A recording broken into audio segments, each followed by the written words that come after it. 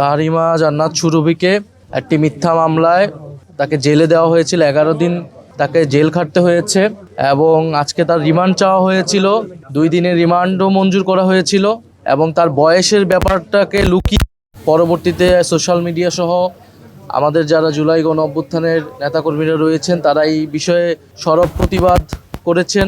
সর্বোপরি জনগণের প্রতিবাদের মুখে তার রিমান্ড নামঞ্জুর করে জামিন দেওয়া হয়েছে। নির্বাচনকে সামনে রেখে এটা কিন্তু একটা পরিকল্পিত একটা চক্রান্ত হচ্ছে।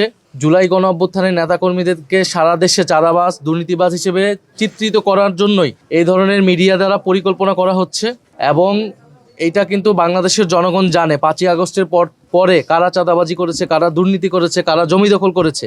সেই ঘটনাকে লুকানোর জন্য, প্রকৃত চাঁদাবাজদেরকে লুকানোর জন্য জুলাই গণ অভ্যুত্থানের নেতাকর্মীদের উপরে এই ধরনের মিথ্যা দোষারোপ করার চেষ্টা করা হচ্ছে।